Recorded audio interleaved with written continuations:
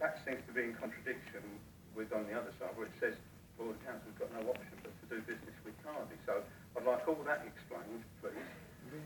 It also talks about the fact that the council can get the overages due before the end of the contract, which kind of, might lead people to think they're going to get it at the start of the contract, but maybe not. So when in the contract, and exactly what would that overage be?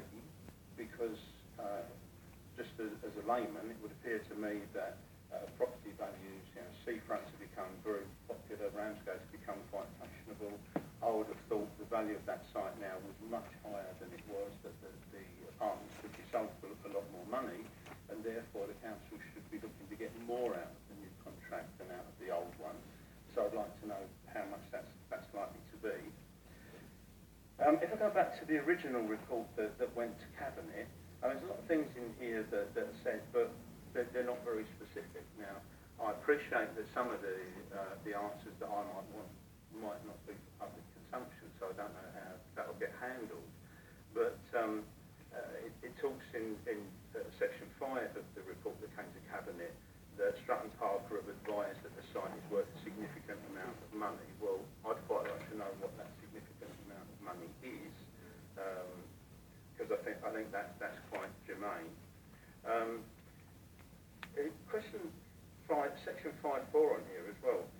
It sort of talks about, having said that the council doesn't have funds to buy the site back, again hinting that might be an option, although elsewhere it says it isn't. It says it doesn't have the money to do that.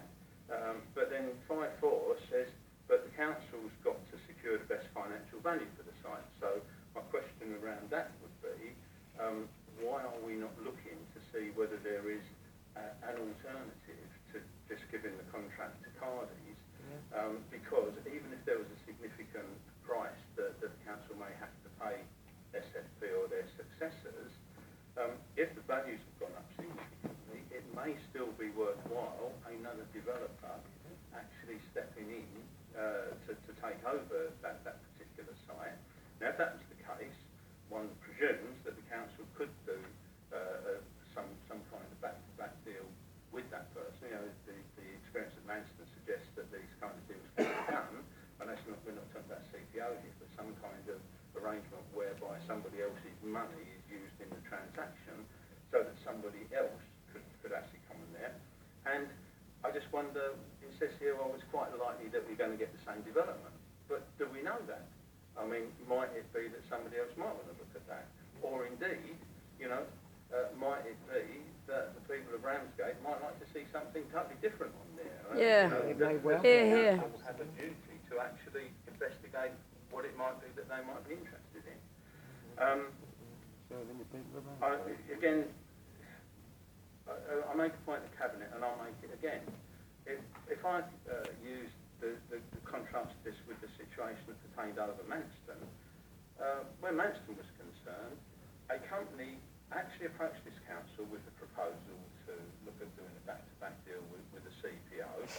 So that is somebody coming out and saying they want to do that. But the council says, oh, no, we've got to market test this, we've got to see if anyone else might be interested in whatever. And it seems that the proposal in here is totally contrary to that. And I'd like to know why. I'd like to know what the difference is. There's a lot of other questions in here, but I think that's probably enough to start the ball rolling. Thank you. I'd like to call on either Councillor Everett or between you, if you'd like to answer that. I think if we get a whole series of questions like that, it's easier for you to answer straight and then we'll go to the next one. Yeah, I'll try and respond to Councillor Baker's points. I'm sorry that he hasn't understood what's been put forward, certainly in the questions as well as the papers. First point he made was, he said that in question 1 it says that the developer's in default, and then later on it's implied that the developer's not in default because Cardi's could take over the contract and carry on with his. I'm sorry, I thought you did. Perhaps you want to explain what you did say? No, I said that the default notice was served, which suggests that council talks to the people.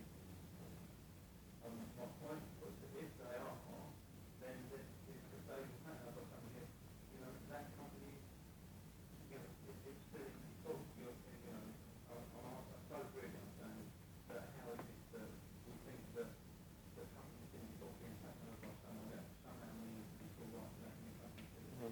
Yeah, I think the position, you're right, the position is exactly the same whoever owns.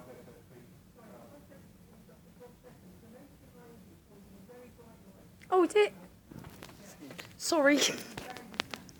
Oh, it is.